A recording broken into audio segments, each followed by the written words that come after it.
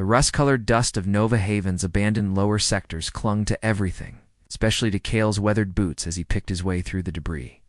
Once a thriving colony on the edge of Terran space, Nova Haven had become little more than a scavenger's paradise after the resource wars. Kale adjusted his breather mask and checked his scanner. Something valuable was nearby. The device's soft beeping grew more insistent. Finally, he muttered, might actually eat real food this week. The scream cut through the silence like a knife, high-pitched and desperate. It echoed off the crumbling ferrocrete walls. Kale hesitated. Getting involved meant risking his neck for someone else's problems. But something in that cry raw fear tinged with defiance made. His feet moved before his brain could object. He rounded the corner to witness 3 scrapper. Drone's automated security units gone. Rogue surrounding, a small figure huddled against a collapsed doorway. Their sensors swiveled toward him, metallic pincers clicking in anticipation of fresh prey. Hey, rust buckets, Kale shouted, drawing his modified pulse pistol. The first shot caught a drone in its main sensor array, sending it careening into a wall. The second and third drones moved with frightening speed. One, grazing his shoulder with its serrated claw, Kale rolled beneath a fallen beam, came up firing, and caught the second drone in its power core. The third lunged for the huddled figure. Without thinking, Kale threw himself between them. The drone's pincers clamped down on his forearm, tearing through his jacket.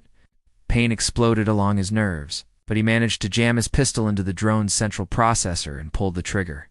Silence fell, broken only by the hiss of coolant leaking from the destroyed drones and Kale's labored breathing. He turned toward the figure he'd protected. She uncurled slowly, revealing purple skin that seemed to shimmer in the dim light filtering through the collapsed ceiling.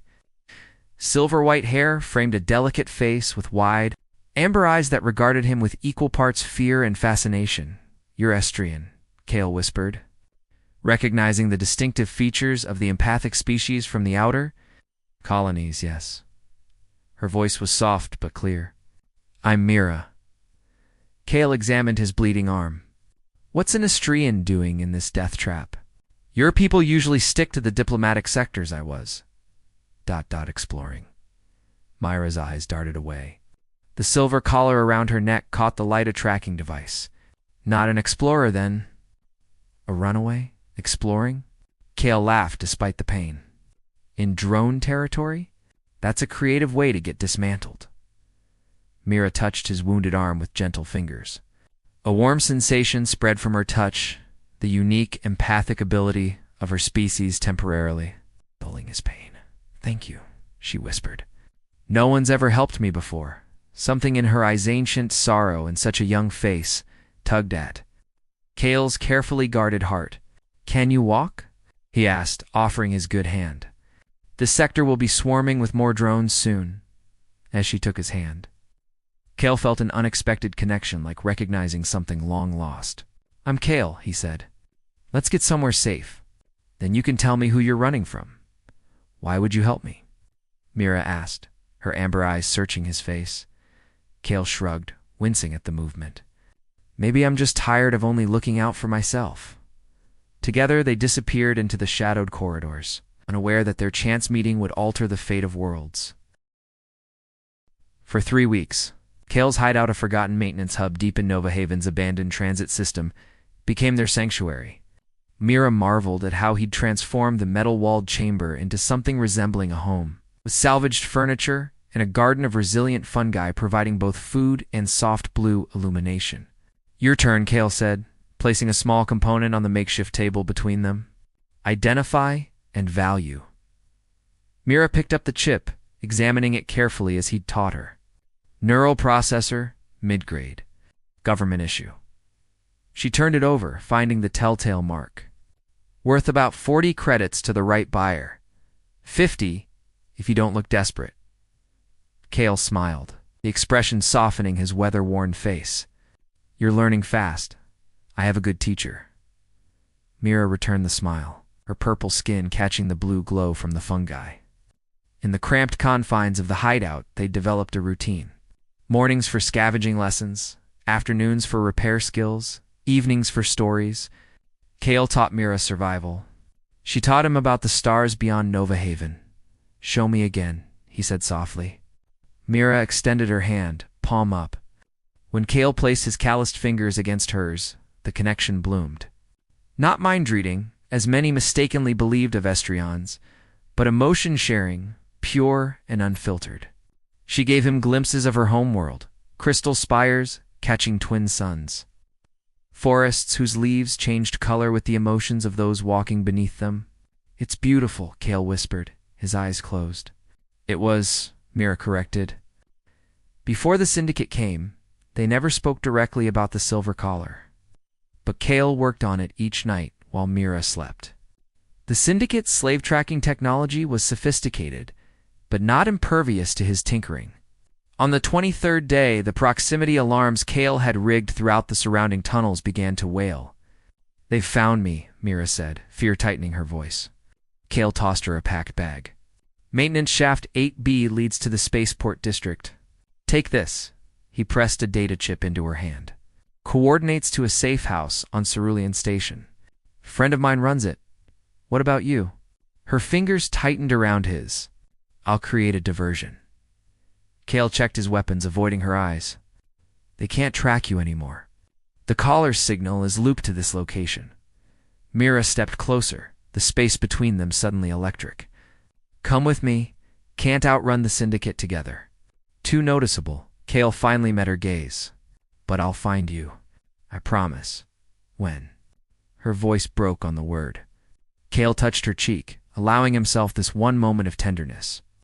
"When I've settled my debts here. Wait for me?"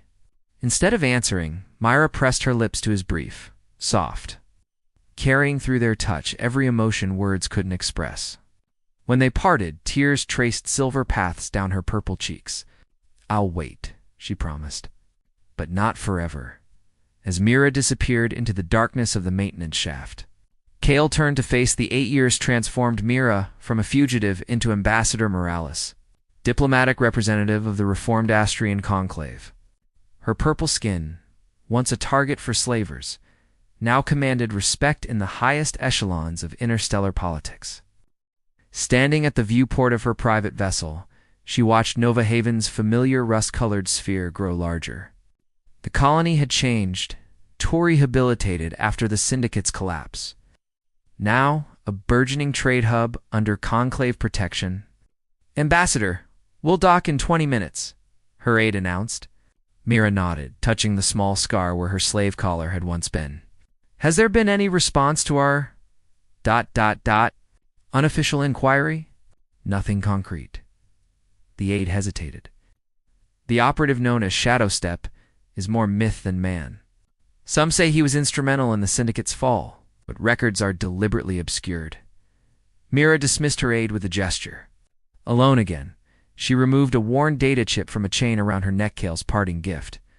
Now empty of data, but full of memory.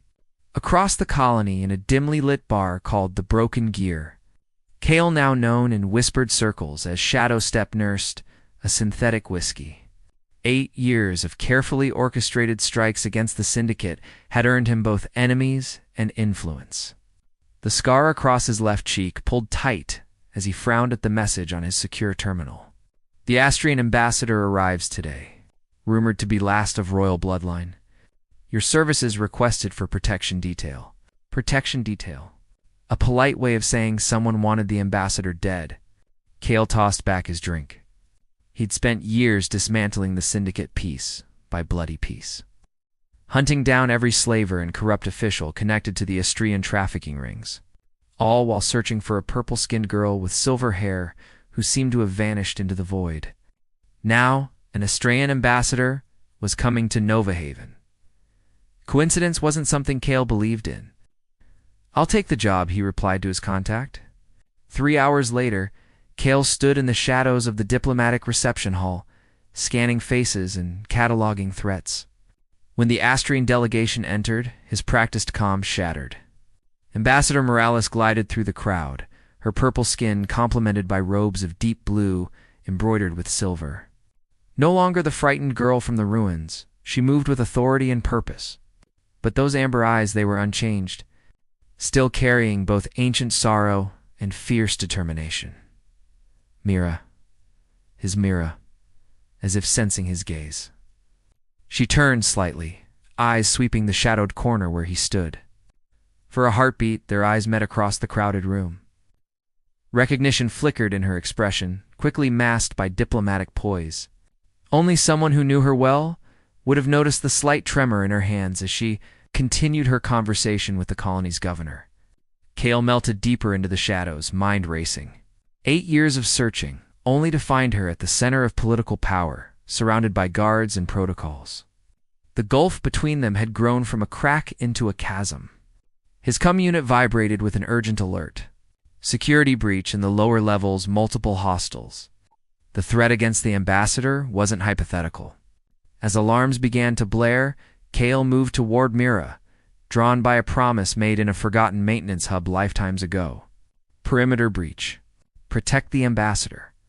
Guards shouted, creating a protective ring around her.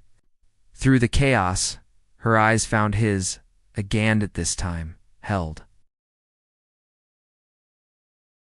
The emergency protocols activated throughout the diplomatic complex, sealing doors and activating barrier shields.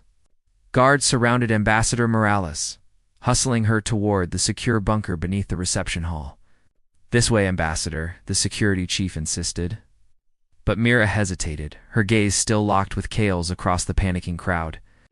"There's another way," Kale called, materializing beside her security detail so suddenly that 2 guards drew weapons. "Your bunker's compromised. I've intercepted their communications." The security chief stepped between them. "Ambassador, this man isn't cleared, he's with me," Mira interrupted, her voice carrying the quiet authority that had become her trademark in diplomatic circles. When she spoke again, it was directly to Kale. "I trust him with my life." Those words, simple yet profound, hung between them as Kale led their group through a maintenance corridor his intelligence network had mapped years ago. Every few meters he glanced back at Mira, still struggling to reconcile the frightened girl from his memories with the composed leader before him now. When they reached a forgotten transit hub 3 levels below the diplomatic quarter, Kale sealed the doors behind them. "We're secure here," he said, holstering his weapon. "My people have intercepted the assassins, but we should wait until the all-clear." The security detail established a perimeter, leaving Myra and Kale in a bubble of relative privacy near an ancient control panel. "Shadow Step," Mira said quietly, using his operative name. "Your reputation precedes you. The mysterious figure who dismantled the syndicate piece by piece. Ambassador Morales," Gale replied with equal formality. "Voice of the Astrian Conclave. Champion of the anti-trafficking accords." A ghost of a smile touched her lips. "Is this really how we're going to do this?" After 8 years, the careful distance between them collapsed as Kale stepped closer. "I looked for you," he said, his voice rough with emotion. "Cerulean Station was destroyed 3 months after I sent you there." "I barely escaped," Mira nodded. "The syndicate was thorough in those days. I thought you were dead." The confession cost him. She could see it in his eyes. Mira reached out, hesitating just before touching him. "May I?" Kale understood immediately.